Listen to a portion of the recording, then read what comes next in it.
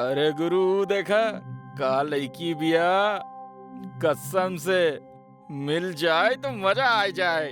राजन और सत्यम एक शाम पार्क में टहलत रहले हैं। तबे उनका के बहुत सुंदर लड़की दिखाइल और राजन ओकरा ऊपर पूरी तरह मोहित हो गईल रहे। हाँ यार, लड़की तो जबरदस्त बिया, लेकिन तोरा मन में का चलता?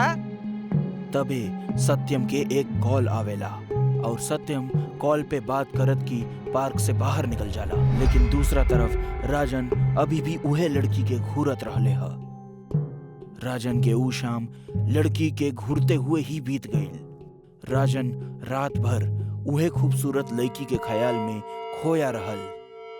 साथ ही साथ ओकरा के ई बात के भी अफसोस रहे कि ऊ लड़की से बात नहीं खे कई पवलस। अगला दिन जब राजन दोबारा उहे पार्क में गईल त ई बेर भी ओकरा के उहे लड़की ठीक उहे जगह पर बैठल दिखान, वहीं जहां पिछला शाम वो ओकरा के देखले रहे। राजन उ लड़की के पास जाला और ओकरा से बात करे के कोशिश करे लागल। हाय, हम राजन हैं, यहीं पास में रहेनी। और राउर नाम? राजन अपन इंट्रोडक्शन तो दे देले रहे, लेकिन उ लड़की एकरा पे कुछ भी रिएक्ट नहीं खे कैलस और नॉर्मल रहल। एकरा कुछ देर बाद दोबारा से राजन उ लड़की के उहे बात दोहरवलस, लेकिन ई बेर भी बात नहीं खे बनल। राजन थोड़ा गुस्से से वापस पीछे के तरफ पलटल और वापस जाए लागल। बिरजू, अरे बिरजू रुको। राजन एकदम से खुशी के मारे पागल हो उठल और अगला ही पल वो हैरानी से खुद से सवाल करे लागल कि ई लड़की के हमार पेट नेम कैसे पता, जबकि अभी तक हम एकरा से पहली बार मिलले बानी। लेकिन राजन उ चीज के नजरअंदाज क के ओकरा से बतियावे लगलस। उ लड़की आपन नाम श्रुति बतौलस। दोनों अब हर शाम उ पार्क में मिले लगले और आपस में दोनों के खूब बने लागल। लेकिन अब राजन के उ हवसी कैरेक्टर और इंतजार नइखे करे चाहत रहल। यही वजह से एक शाम उ खूबसूरत लड़की के सामने शादी के प्रस्ताव रखलस, जौन खुशी खुशी बिना कोनो झिझक के वो लड़की कबूल भी कई लेलस। दोनों के शादी तय हो गईल रहे, लेकिन राजन उ खूबसूरत लड़की के प्यार में इतना डूबल रहे कि उ लड़की के बारे में ओकर नाम श्रुति ह, एकरा से ज्यादा कुछ नहीं खे जानत रहल ह।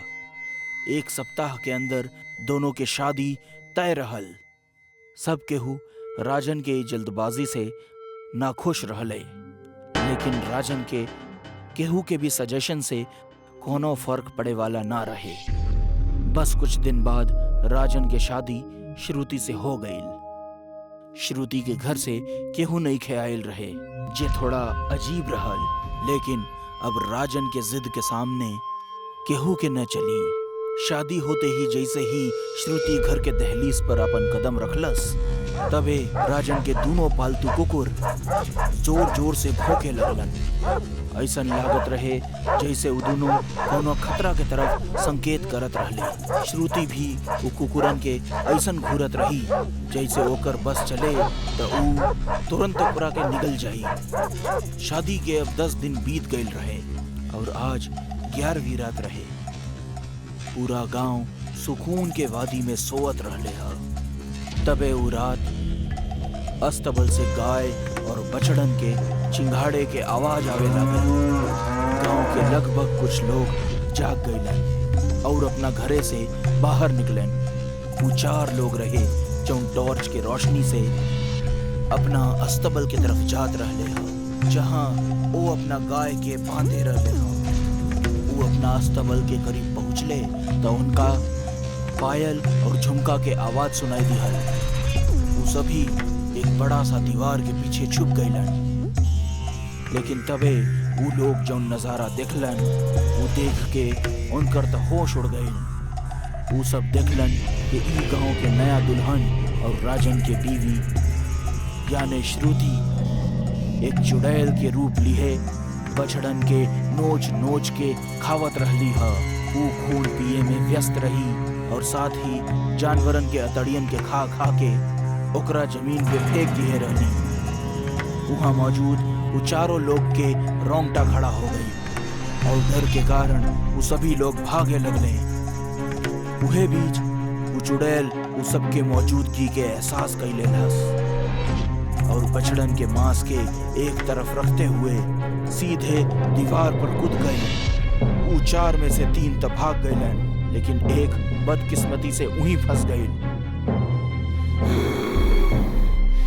हमारा असलियत के तू इतना करीब से देख ले बड़ा, अब तो हार बचलता संभव बा। अगला सबेर वो व्यक्ति के लाश गांव के चौराहा पर लटकल मिलल, जहां ओकरा जिस्म से दिल गायब रहे। ई घटना में एक और बात रहे कि वही रात वो चुड़ैल वो तीनों जोन भाग निकले रहलन उनका सपना में भी आयल रहे, जहां वो चेतावनी देले रही कि अगर वो उनका असलियत केहू के भी बतावलन तो वो उनका के भी भयानक मौत दिही। अब ई सिलसिला गांव में रफ्तार पकड़े लागल। हर शनिवार के रात के गांव के जानवर तेज आवाज करे लगले और अगला सबेर सड़क पे भयानक दर्द के साथ मरल मिले। अब तक राजन के ई बात के कोनो खबर नहीं थे कि गांव में हो रहल ई खौफनाक कांड के अंजाम ओकर सबसे भरोसेमंद यानी ओकर पत्नी ही देत रहली हा। भले राजन के श्रुति के ऊपर जरा भी शक ना गईल रहे, लेकिन ओकरा माँ के श्रुति में एक चुड़ैल साफ नजर आवत रहे। ओकरा लगभग यकीन रहे कि गांव में जो चुड़ैल हर शनिवार के रात अपन शिकार खोजेली और ई गांव के खंडर बनावे के कोशिश में बा, ऊ के वो और नहीं खे बल्कि श्रुति ही बा। राजन के माँ के श्रुति के बर्ताव से ओकरा ऊपर शक हो गईल रहे। जैसे सब्जी सेकंड में काट दे हम, खाना कुछ मिनट में बना ले हम, घर के एक कोना में बैठले के बावजूद पूरा काम कर ले हम, और कई बार काला जादू के सामान से खेला। राजन के माई के श्रुति के चेहरा दिन के हर पहर में अलग अलग दिखाई देला, जैसे सवेरे इंसान जैसन, दोपहर तक एक बूढ़ी औरत, शाम और रात में ओकरी माँ के श्रुति में एक खतरनाक चुड़ैल दिखाई देवे। एक रात राजन के बूढ़ी माँ अपना कमरा से बाहर पानी पिए खातिर आई, तबे ओकरा राजन के कमरा से कुछ अजीब आवाज सुनाई देवे लागल। राजन के माई जब राजन के कमरा में झकलस तो ओकरा होश उड़ गई, काहे के वो देखलस कि राजन के पत्नी श्रुति अब एक चुड़ैल बन गई बाड़ी और राजन के पैर के अंगूठा के चूसत रहली है, शायद खून। ई देख के राजन के बूढ़ी माई ई फैसला कर लेलस, काल सवेर होत की ही चाहे कुछ भी करके वो राजन के श्रुति के सच्चाई बताई। राजन के माई अब अपना कमरा में चल गईली, लेकिन वो चुड़ैल के ई बात के भनक लग गई रहे कि ओकरा ऐसन करते राजन के माई देख ले बाड़ी और ऊ ओकर असलियत जान गई रहे तो ओकर जिंदा रहब श्रुति खातिर खतरनाक साबित हो सकत रहे। एकरा बाद श्रुति सीधा वो बुढ़िया के कमरा में जाली और एक भयानक आवाज के साथ ओकर गर्दन पकड़ लेली। बुढ़िया के चीख निकल जाला और एकरा साथ ही राजन के आंख भी खुल जाला और राजन अपना कमरा से बाहर आते ही सीधा माँ के कमरा में चल जाला। ई तू का करत ताड़ू श्रुति? का तू पागल हो गई बाड़ू? छोड़ा माँ के। अब धीरे धीरे श्रुति के चेहरा बदले लागल, ओकर बाल बढ़े लगले और ओकरा चेहरा पर झुर्रिया बढ़े लागल।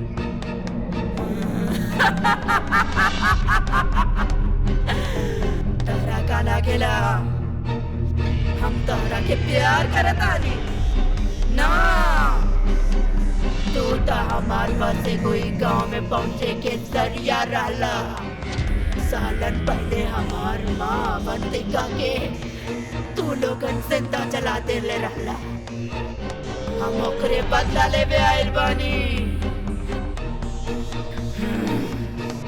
अवंतिका, वो डायन जे गांव के मासूम बच्चा के बलि देत रहली। हे भगवान। ए चुड़ैल, हमरा माई के छोड़ दे, वरना हम अपना बंदूक से तोहरा के मार दे। वो चुड़ैल राजन के माँ के एक कोना में फेंक देहलस और सीधा राजन पे झपटलस। एकरा बाद वो राजन के गला में अपन दांत गड़ा देवेली और राजन के तड़प तड़प के वही मौत हो जाला। बुढ़िया के दिल का दौरा पड़ गई और ओकर भी मौत हो जाला। लोगन के कहना बा एकरा बाद ऊ चुड़ैल ऊ रात ऊ गांव में मौजूद केहू भी शख्स के जिंदा ना छोड़लस, सब के मार देहलस, केहू के जला के केहू के कत्ल कर देहलस। लोग कहेले कि सालन पहले कोई अवंतिका नामक डायन ई गांव में रहत रही, जे गांव के मासूम लड़कन के बलि देत रहली। जब लोगन के पता चलल तो ओकरा गांव के चौराहा पे बांध कर जिंदा जला देलन, लेकिन ओकरी बेटी पर केहू के नजर ना पड़ल। आज 22 साल बाद उहे बिटिया आयल बा बदला लेवे और ऊ पूरा गांव के शमशान बनाए दिलस। दोस्तों, राजन के एक गलती के अंजाम पूरा गांव के भुगते के पड़ा। अगर रउआ के भी ऐसन कोनो लड़की दिखाए जे देखे में बहुत खूबसूरत होखे लेकिन अनजान हो, ओकरा से दूर रहे में ही भलाई बा, काहे के अक्सर खूबसूरत चेहरा के पीछे ही नकाबपोश शैतान बसेले। बात था आज से तकरीबन 20 साल पहले के, जब गांव घरों में लोग अक्सर बाहर या छत पर ही सुतत रहले। उस समय इतना आधुनिकता ना रहल। 6 साल के शुभम अपना दादाजी के साथे घर के बरामदा में सुतत रहल। तब बे ओकरा कुछ आवाज सुनाई देलस। वो नींद से जाग उठलस। ओकरा अपना से करीब 20 मीटर दूरी पे एगो सफेद साड़ी में औरत खड़ा दिखाई देत रहे। वो औरत के बाल सिर से पांव तक रहले, जौना वजह से ओकर चेहरा ठीक से दिखाई ना देत रहल। ऊपर से माहौल में घना कोहरा अंधेरा भी पसरल रहल। शुभम कुछ देर तक वो औरत के ऐसने अजीब तरह से देखत रहल, पर फिर वो औरत शुभम के अपना पास आवे के इशारा करे लगल। शुभम भी धीरे धीरे ओकर तरफ बढ़े लगल और तब बे वो औरत शुभम के चेहरा के छुए ली और फिर ओकरा लेके कहीं बहत हवा के बीच अचानक से गायब हो जाली। अगला सुबह दादाजी अपना लगे शुभम के ना पावेले तो ओकरा पूरा घर में ढूंढे लगले। शुभम, बेटा शुभम, शुभम। दादाजी घरवालन से भी शुभम के बारे में पूछे ले, लेकिन घरवाले तो उल्टा दादाजी से ही सवाल करे लगले। अरे ओ किशन बाबू, तू कहीं शुभम के दिखले बाड़ा? अरे कमाल करते हो बाबूजी, आप ही के साथ तो हर रात सुतेला और आप हम ही से सवाल कर रहल बाड़े। पता ना शुभम कहाँ चल गए, अब कहाँ ढूंढी हम ओकरा। दादाजी कुछ समय तक शुभम के बारे में सोचे ले, लेकिन तब वे वो एकदम से भागत भागत बरामदा में आवेले, जहां उनके शुभम के चप्पल ऐसने पड़ल रहल। ओकरा देखा थी दादाजी चिल्लाए लगले, हे राम, हमार बच्चा के ऊ चुड़ैल ले गईल। हम पहले ही मना कैले रहनी, छोट बच्चा के बरामदा में सुते खातिर मत भेजा, पर ई बूढ़ आदमी के बात के सुनेला। तब बे उहाँ किशन भागत भागत आवेला। अरे का भइल बाबूजी, इतना हल्ला काहे मचा रहल बड़ा? शुभम गायब ना भइल बा, बल्कि ऊ बांझ चुड़ैल हमार शुभम के अपना साथ ले गइल बा। अरे का बाबूजी, बुढ़ापा में सठिया गइल बड़ा का? कुछो अनाप शनाप बके जा रहल बड़ा। अरे तू लोग बेवकूफ पड़ा और हमेशा रहबा। तू लोगन के काहे समझ नहीं के आवत कि ऊ बांझ चुड़ैल वापस ई गांव में लौट के आयल बाड़ी, अपन 27 साल पुराना बदला पूरा करे खातिर। घर के सब लोग बहुत परेशान रहले और भागत भागत बाहर की तरफ आवेले। वो सब मिलके शुभम के पूरा गांव में ढूंढे ले, पर उनकरा वो कहीं भी ना मिलेला। अरे अबहिनो केहू हमार बात काहे ना सुन रहल बा? तू लोगन को काहे समझ नहीं खियावत कि शुभम गांव में ना खोइल बा, बल्कि ओकरा उ कलमुही अपना सुरंग में छुपा के रखले होई। तू सबके वही जा जाए के चाहिए। अरे सुनी आप लोग, हमरा के लागेला बाबूजी ठीक कह रहल बाड़े। ऐसन हो सकेला कि हमनी के शुभम साचो कौनो चुड़ैल डायन के पास होके। अरे का सरिता, तू भी बाबूजी के बाद में आ गईलू। हमनी सब अपन वक्त केवल जाए करल जाई। अरे कोशिश कैला में का जाला। हम आपसे विनती करतानी, अपन बच्चा खातिर एक बार हमनी के दादाजी के बताइल जगह पर चल के देखे के चाहिए। फिर सब लोग दादाजी के बतायल जगह के खातिर निकले ले। उनकरा पहुंचत पहुंचत शाम हो गल रहे और आखिरकार वो लोग एगो सुरंग के पास जाके रुक जाले। गांव के कुछ और जानकार भी उनकर साथ रहले। इस सुरंग के खोदब चालू करा। एकरा तब तक खोदत रहा जब तक एकरा नीचे से खून के बूंद और चीख सुनाई ना पड़े लागल। बाबूजी, हमरा लागता सच में आप बुढ़ापा में सठिया चुकल बाड़े। आपके काहे समझ में नहीं आवत कि ई सब करे से कुछ ना होके वाला बा। ऐसे अच्छा हो कि हम अपना बच्चा के खोजी। किशन, चुपचाप इनकरा अपन काम करे दा। बीच में दखल अंदाजी कैला तो जे भी होई ओकर जिम्मेदार तू ही होखबा। दादाजी के डांट के बाद कुछ समय खातिर किशन शांत होके तमाशा देखेला। तांत्रिक ठीक ओकरा बगल में खड़ा होकर लगातार तंत्र मंत्र पढ़त जात रहल। धीरे धीरे अब सूरज भी ढल गल रहल। किशन के गुस्सा और परिस्थिति के बिगड़ब दोनों समय के साथ साथ बढ़त ही जात रहल। किशन एकदम से चिढ़ गयल और बोललस, अब अगर आप लोगन के ई बकवास में शामिल होके के बा त होखी। हम अब अकेले ही अपना बच्चे के ढूंढे के खातिर निकल रहल बानी। इतना बोल के किशन वहीजा से निकले ही जात रहल कि तब बे ओकर पैर जमीन से चिपक गयल, जैसे ऊ आगे बढ़ ही ना सकत रहल। ठीक उहे समय खुदाई के दौरान जमीन के नीचे से एगो बच्चा के चीख सुनाई पड़े लागल और खून के लाल लाल निशान भी जमीन पर दिखे लगले। गौर से सुनाई आवाज के। तांत्रिक, तू अपना प्रक्रिया के तेज कर दा। जौन शख्स खुदाई करत रहल वो कान लगा के वो आवाज के सुने लागल, लेकिन तबे ओकरा कोनो हाथ एक झटका में जमीन के अंदर खींच लेहलस, जैसे एक झटका में वो पाताल के भीतर समा गई। रुक जा सब लोग, सभी गड्ढा से दूर हट जाओ। तांत्रिक कुछ गंगा जल के बूंद वो खुदाई स्थान पर छिड़केला, जैसे उस जगह के शुद्धिकरण हो सके। तांत्रिक धीरे धीरे वो गड्ढा के करीब जाला। उनकर हाथ में कुछ बीज होखेली।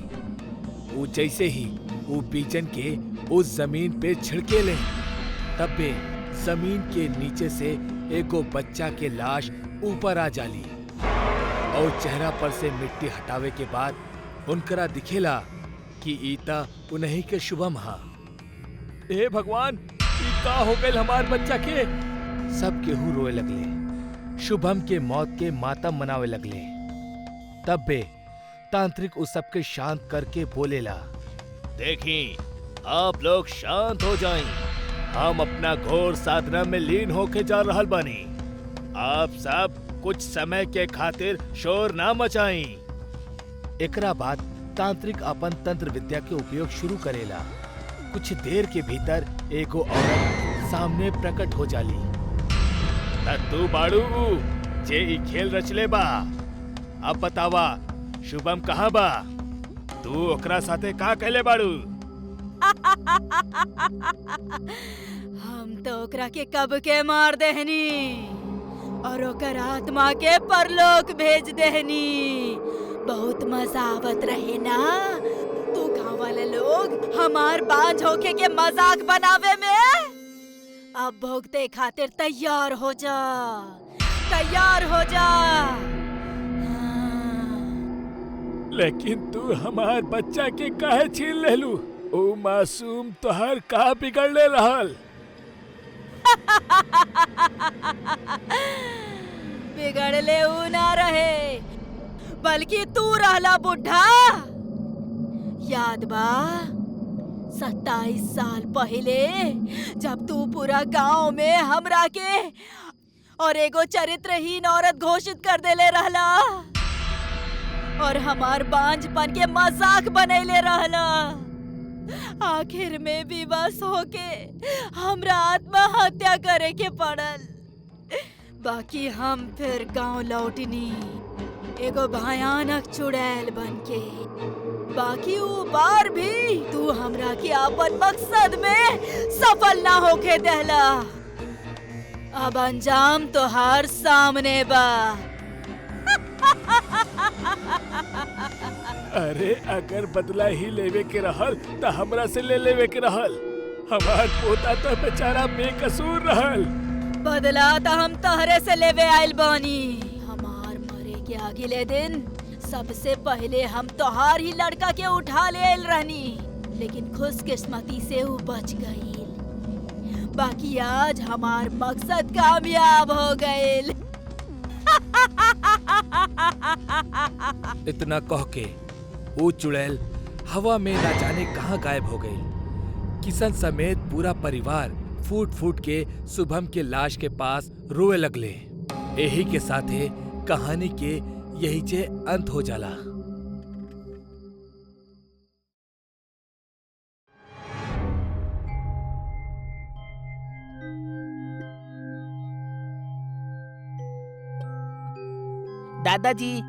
दादाजी वो वाली कहानी सुनाई ना, वो गांव के डायन वाली।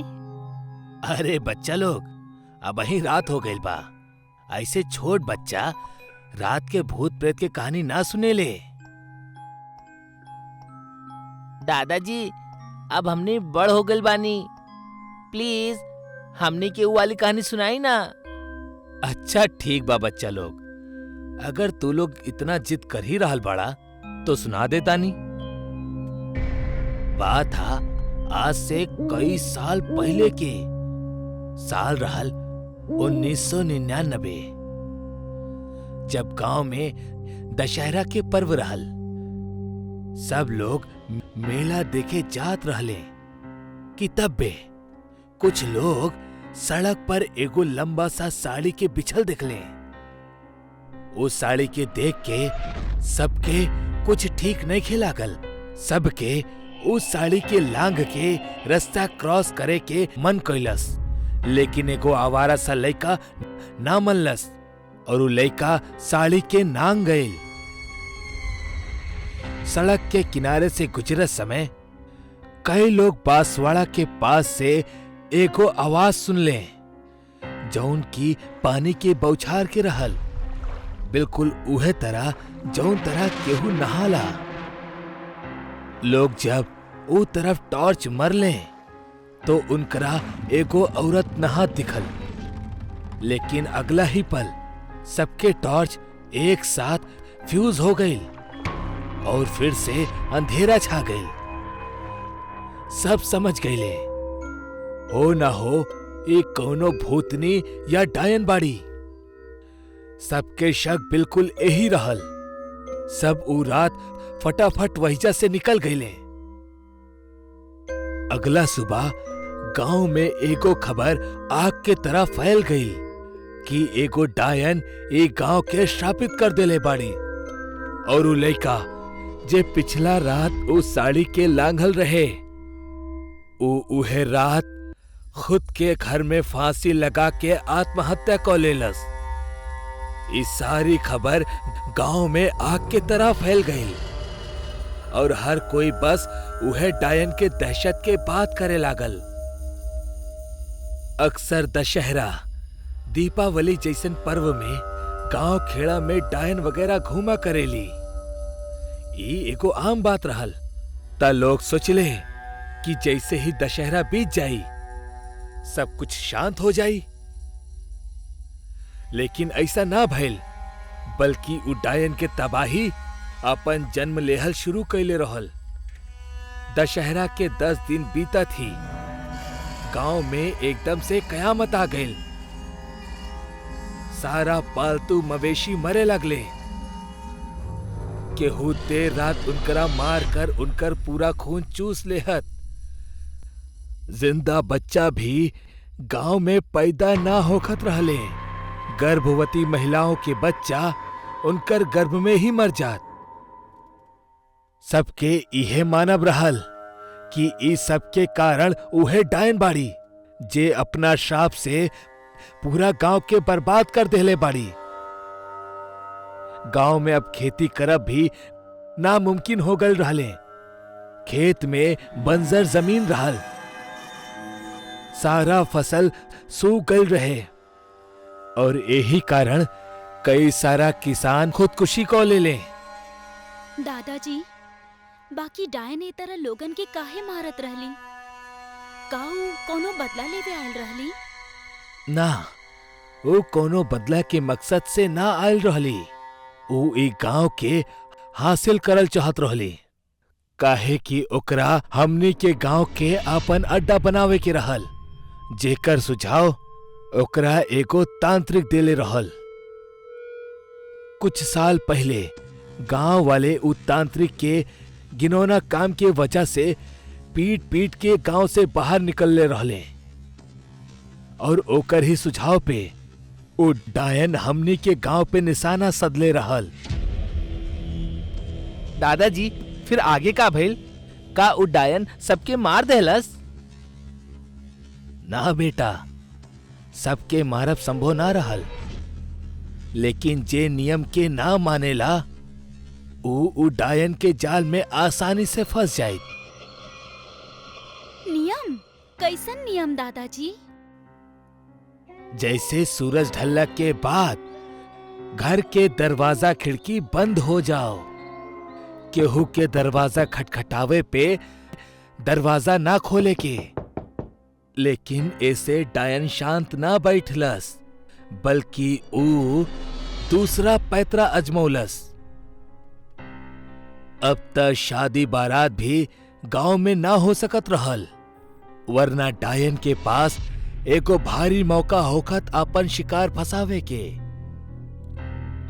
ओ गांव के सब लोगन के अपना वश में करब शुरू कर देहलस और ओसे दूसरन के नुकसान पहुंचाओ चालू कर देहलस। धीरे धीरे उ डायन के आतंक बढ़त चल गई। दादाजी, फिर गांव वालन के उ डायन से छुटकारा कैसे मिलल? गांव वालन उ डायन के दहशत से घबरायल रहले। इहे बीच सभी में एगो खबर उठेली कि ई काम उहे तांत्रिक के हाथ जेकरा 3 साल पहले गांव से धक्का देके बाहर निकाल दिहल गए रहे। गांव वालन गुस्सा में लाल भइले, उ तांत्रिक के पता करेले और फिर ओकरा जान से मार देवे के धमकी देवे के कहेले। सुन बे तांत्रिक, वो डायन के कोनो भी तरह ई गांव से बाहर कर दा। हमरा पता बा तू ही उ डायन के हमनी के गांव के पीछे लगौले बाड़ा। अगर तू ऐसा ना कोइला तो तोहरा हमनी ऐसा भयानक मौत देहब कि तू तंत्र विद्या भी भूल जाइबा। गांव वालन उ तांत्रिक से ओकर कवच छीन लेवेले, जेकर सहारे उ जिंदा रहल। अगर कुछ दिन में उ कवच ओकरा के दोबारा ना मिली तो उ अपन सारा के सारा शक्ति खो दी, जैसे कि ओकर सालन के तपस्या पे पानी फिर जाई। तांत्रिक के मजबूरन गांव आवे के ही पड़ल। उस साल के आखिरी रात के साधना शुरू कर देहलस। साधना में हम और हमार 2 और साथी बैठल रहले। तांत्रिक मंत्र के जपल शुरू कर देहलस। उ डायन कुछ ही पल में सामने हाजिर हो गईल, जौन बहुत ही डरावने चेहरा के साथ आयल रहे। ओकरा देख के हमनी सब अंदर से कांप गईनी, लेकिन भाग ना पौनी। अगर भक्ति त जान से हाथ धोवे के पड़त। अब तोहरा ई गांव के छोड़ देवे के चाही। हमार मकसद पूरा हो गइल बा। मकसद त तोहार पूरा भइल बा, हमार ना। अइले त हम रहनी तोहार मकसद खातिर, बाकी जाए अपन मकसद पूरा करके। ऊ डायन गांव छोड़ के जाए के खातिर ना मनलस। फिर तांत्रिक अपन सबसे ताकतवर योग शुरू करेला और कई घंटा तक चलल इस साधना के बाद आखिरकार ऊ डायन कमजोर पड़ जाली। और फिर तांत्रिक ओकरा के सामने एगो पीपल के पेड़ में बांध देवेला। मुक्त होके के खातिर तांत्रिक ओकरा गांव छोड़ के जाए खातिर एगो शर्त रखेला। देखा, अगर तू चाहेलू कि तू आजीवन यही पेड़ में ऐसे ने बंधल रहा तो अपन जिद पर ऐसने बनल रहा, और अगर ई गांव के तू छोड़े के वादा करेलू तब हम तोहरा के आजाद कर देहब। ठीक बा तांत्रिक, हमें गांव के छोड़ दे हब।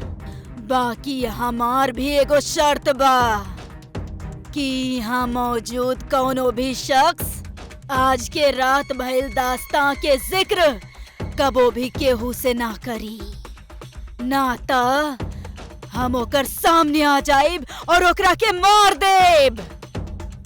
इतने कहत ऊ डायन बेहोश हो जाली और तांत्रिक ओकरा पेड़ से आजाद कर देवेला और गांव फिर से हरा भरा हो जाला। अरे दादाजी, आप तक कहले कि ऊ डायन सबसे ई वादा ले ले रहल कि केहू भी ऊ रात के दास्ता के जिक्र केहू से भी ना करी, वरना ऊ सामने आ जाई। आप ता हमनी के सब कुछ बता देले। हे राम, ई हमरा से का हो गइल? बुढ़ापा में याददाश्त कमजोर हो गल रहे, जौन अपना मौत के बुलावा दे बैठनी। तब्बे घर के लाइट चल जाली और हल्का रोशनी में ऊ तीनों के सामने एगो औरत के बड़ परछाई नजर आवेली। और तब्बे दादाजी के एगो तेज दिल के दौरा पड़ेला और दादाजी के कहानी और उनकर जिंदगी के अवधि यही जे समाप्त हो जाली।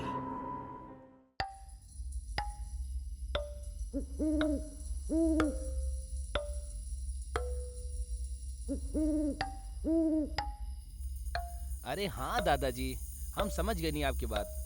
हम गांव में भोरे में आई, राती में ना आई, और अगर कोनो अनजान इंसान दिखी तो हम ओकरा के ना टोकब। कितना बेरी आप हमरा के एक ही बात समझावे ले। चलिए अब हम फोन रखा तानी, काहे कि निकले के तैयारी कर रहल बानी। अतुल 25 साल के एगो खूबसूरत नौजवान रहल। वो अपन इंडिविजुअल फैमिली के साथे शहर में रहत रहल, लेकिन ओकर अपन गांव और गांव के पुश्तैनी मकान से कुछ खास लगाव रहा। यही वजह से जब भी ओकरा मौका मिलत वो अपन गांव जाइत और घूम के वापस आ जाइत। अतुल आज करीब 3 साल के बाद अपन गांव जात रहल, जहां वो हाल ही में फैलल एगो दहशत से पूरी तरह अनजान रहल। आज पूर्णिमा के दिन रहल। सुबह के 7 बजे ही अतुल ट्रेन पकड़ ले रहल और तकरीबन शाम के 5 बजे अतुल पहुंच गई अपन जिला राजगढ़ में। यहाँ से होकर गांव करीब 5 किलोमीटर दूर रहल। अतुल स्टेशन पर उतरेला और बाहर निकल के अपना गांव जाए खातिर सवारी के तलाश करेला, लेकिन वो ये देख के हैरान रह जाला कि वहाँ मौजूद एक भी सवारी राजगढ़ जिला के कौना भी गांव जाए खातिर तैयार ना रहल। तब अतुल एगो टांगे वाला से बात करेला। अरे ओ भैया, सुना जरा, ई तू लोग गांव में जाए खातिर काहे तैयार ना बड़ा? कोनो भूत प्रेत बका भैया? अरे कहाँ से आयल बड़ा भैया? का तोहरा राजगढ़ के उस 14 गांव में फैलल दहशत के बारे में नहीं मालूम? तू ई का बात के गोल गोल घुमा रहल बड़ा? साफ साफ बतावा ना, आखिर बात का बा? अरे भाई साहब, ये वक्त वो किस्से के जिक्र करे में भी डर लागेला। बस इतना समझला, आज पूर्णिमा की रात था। वो सारा गांव अंदर से कब्रिस्तान के समान है, जकरा जमीन पे एक कदम रखे मात्र से तोहार मौत के रफ्तार तेज हो जाई। मत जइहा आज वहाँ। इतना कहा थी वो तांगा वाला घबरा के वहाँ से भाग चला। अतुल वो तांगा वाले के कहल बात के समझे के कोशिश करेला, फिर खुद से बोल पड़ेला, ई गांव वालन के कोनो काम धंधा नहीं, बस एगो मसाला मिले के चाहिए। इनकरा के लागेला कि हम शहरी लौंडा इनकर तकिया सुनल बात से डर जाई। अतुल अपना मन में इतना बड़बड़ात हुए आगे चल देवेला। ओकर हाथ में ओकर एगो सूटकेस रहल, जेके लेके अतुल बिना कोनो सवारी के पैदल ही गांव की तरफ चल देवेला। ओकर रास्ता भयानक जंगल से होकर गुजरे के रहल। अतुल के शुरुआती कुछ समय सही बीतल। वो सड़क के खत्म करत करत अब गांव के ऊ जंगल में दाखिल होने ही वाला रहल कि तब बे ओकर फोन बजत होला। अरे यार, दादाजी के फिर से कॉल। अतुल दादाजी के कॉल उठावेला। अतुल बेटा, सही सलामत बड़ा ना? आज के रात कौनो होटल या लॉज वगैरह में गुजार लिहा। आवे के गुस्ताखी मत करिहा, काहे कि गांव में एको बहुत ही खतरनाक ज्वेल भटकेली। आकर्षक मर्दन के दादाजी अबही इतना कहले ही रहले कि अतुल के फोन बैटरी लो होखला की वजह से बंद पड़ जाला। कोशिश करते रहे। और दादाजी दोनों के बात लगभग एक ही जैसन रहल। तो कहीं सच में ना अब बस एको जंगल ही तो पार करे के बाद जल्दी जल्दी चलता। अतुल अपन कदम तेज कर लेवेला। कुछ देर बाद ओकरा एगो तेज खुशबू आवेला। वो अचानक वो खुशबू के तरफ आकर्षित हो जाला और ओही तरफ जाए लगेला। वो कौनो इत्र के खुशबू रहल, बड़ी मनमोहक। अतुल वो इत्र के खुशबू के तरफ आकर्षित हो चल जात रहे। वो एगो शादी के मंडप जैसन दिखे वाला एगो वीरान पड़ल मंडप के पास जाके रुक जाला, जहां सामने ओकरा दुल्हन के जोड़ा में खड़ल एगो औरत दिखाई पड़ल। अतुल पे वशीकरण भइल रहे और यही के चलत उस शादी के मंडप तक आ पहुंचलस। एकरा बाद अतुल धीमे धीमे मंडप के अंदर दाखिल होखेला और फिर वरमाला पहनावेली और ओकर ठीक बाद अतुल भी ऊ औरत के ऊ वरमाला पहनावेला।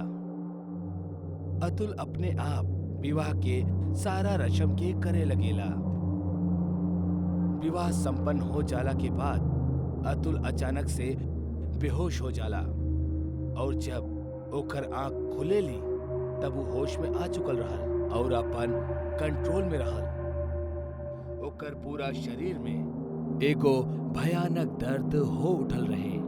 अतुल वो दर्द से परेशान उठे के कोशिश करत रहल, लेकिन ई का अतुल के हाथ और पैर दोनों किनारा से बंधल रहे।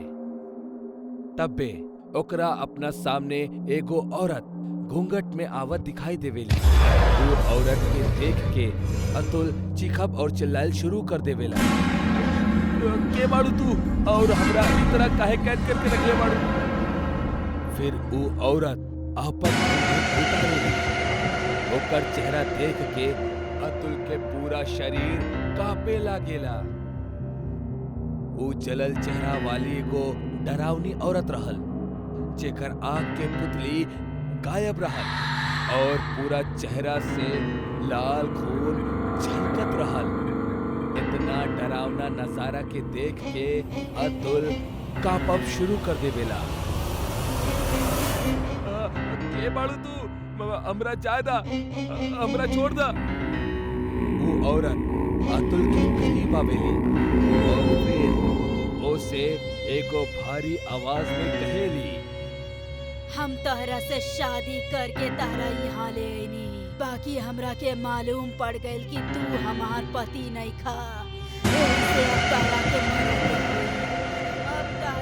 मरे के होई। हमरा मत मारा, छोड़ दा हमरा के, जा दा हमरा के।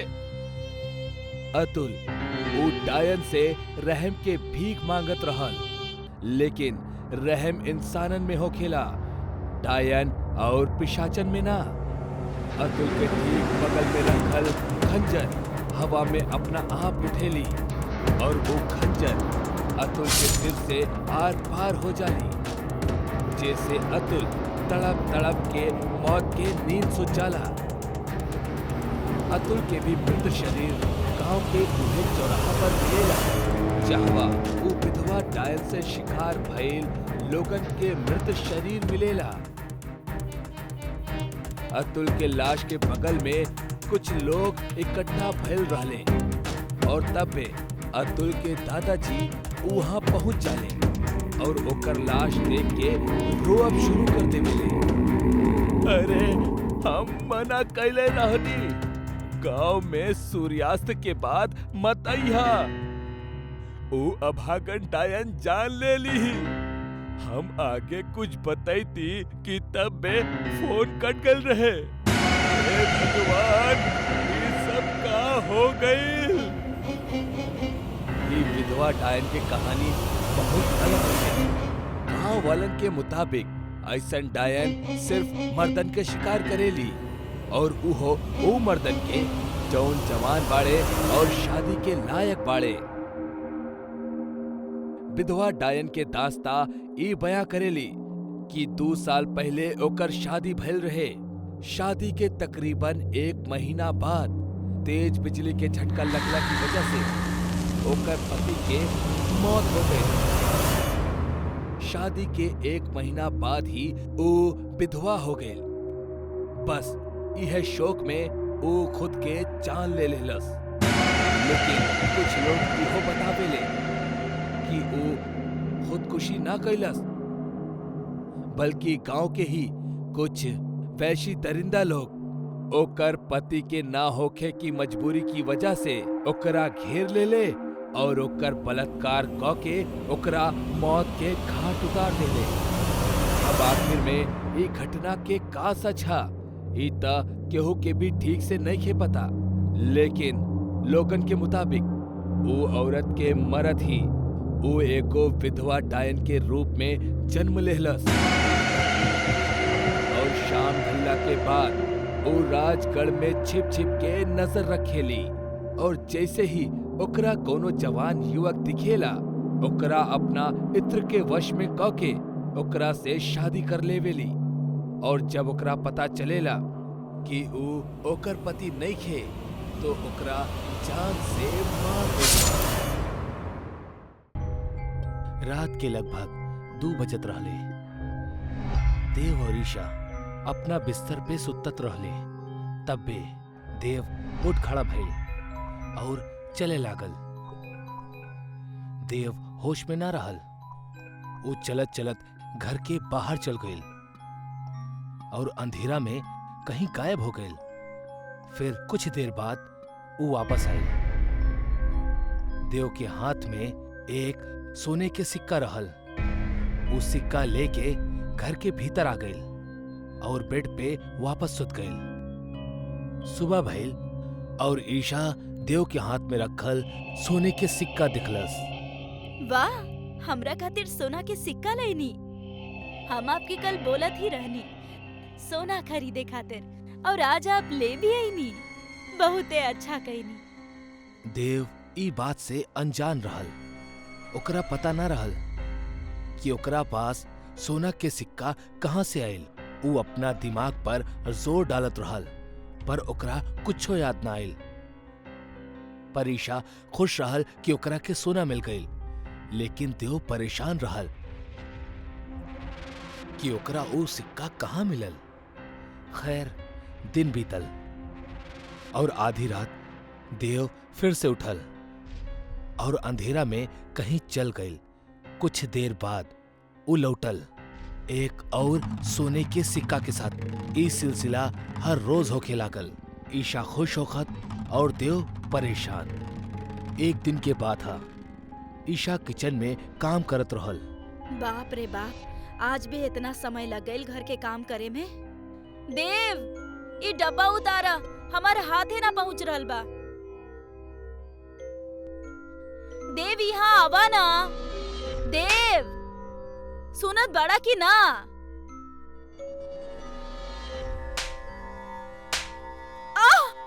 आइंदा से हमरा के हाथ मत लगाइहा। देव ईशा के जोर के तमाचा मरलस और वहां से चल गइल। कितना जोर से मरले बानी। हम का गलत कर देनी? जा, हम वो बात ना करब। रात के समय रहल। देव और ईशा सुतत रहले। नींद में ईशा देव के छाती पर हाथ रखलस। देव अपन आंख गुस्सा में खोलेला और ईशा के तरफ देखेला और गुस्सा में ईशा के जोर से लात मार के बेड से नीचे गिरा देवेला।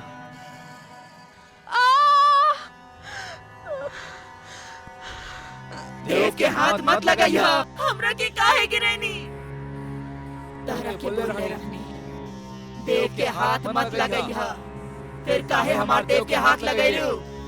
देव हमार बा।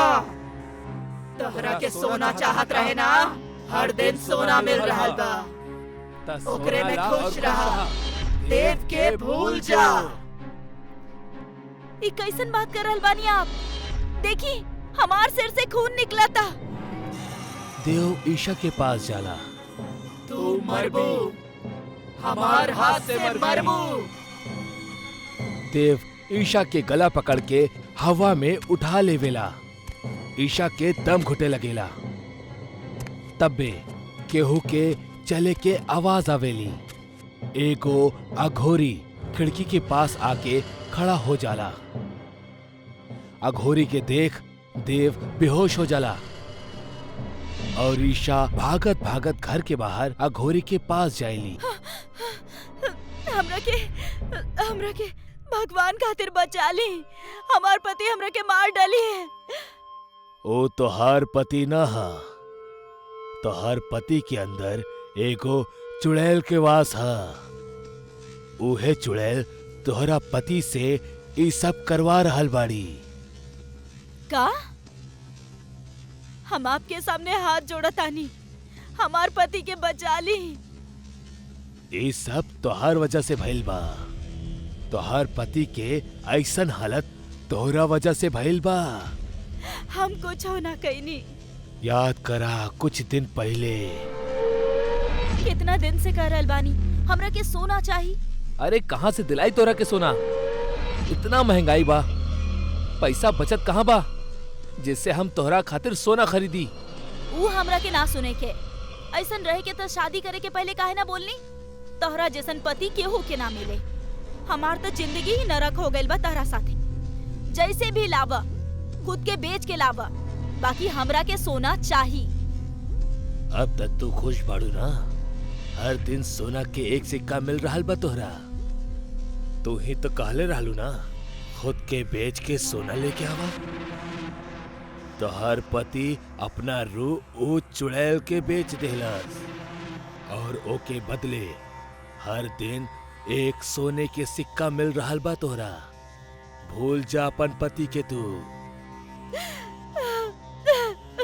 ना ना, हमरा के हमार पति चाहिए। हमार पति के बचा ली। कोशिश करके देखा तानी, बाकी सब भगवान भरोसे।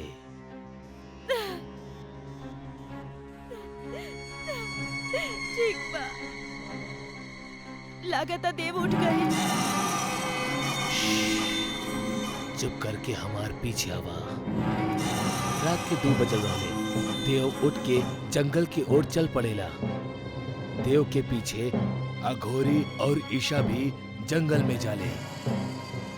देव जंगल में एगो बरगद के पेड़ के सामने खड़ा हो जाला और देव के शरीर से चुड़ैल बाहर आवेली और देव वहीं गिर जाला।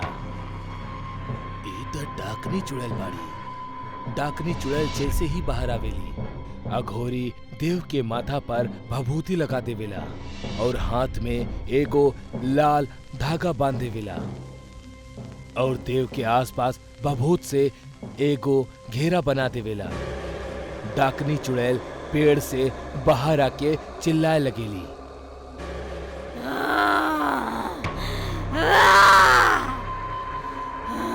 अघोरी, हमरा के देव के शरीर में जाए दे। ना, तू देव के छोड़ दा। ना ना छोड़ब देव के, और तहरा के भी मार डालब। तू हमरा के छू तक ना सकेली। तोरा के हम जला के भस्म कर दे हम। डाकनी चुड़ैल ईशा के शरीर में घुस जाली। देव के होश आवेला। ईशा! हमरा के भस्म कर, हमार साथी हो मरी।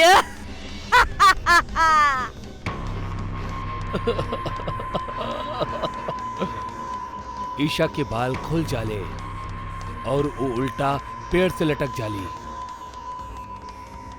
ओम ह्रीम क्रीम चामुंडाय नमः। ओम ह्रीम क्रीम चामुंडाय नमः। ईशा के शरीर छोड़ दे, वरना ई पेड़ के ही जला दे हम। ना ना, तू ऐसा कुछ ना कर बाघोरी। हम जरूर करब, भोलेनाथ के मर्जी हा। तोहरा के ईशा के शरीर छोड़े के ही पड़ी। ईशा के छोड़ दा और अपना पेड़ में वापस लौट जा। ठीक बा, ठीक बा, हम जा रहल बानी। डाकनी चुड़ैल ईशा के शरीर छोड़ के बरगद के पेड़ में घुस जाली। अघोरी, आज तो तू एकरा के बचा लेला, बाकी हम देव के ना छोड़ब। अघोरी गुस्सा में पेड़ के तरफ देखलस और फिर वो अपना शक्ति से बरगद के पेड़ में आग लगा देहलस।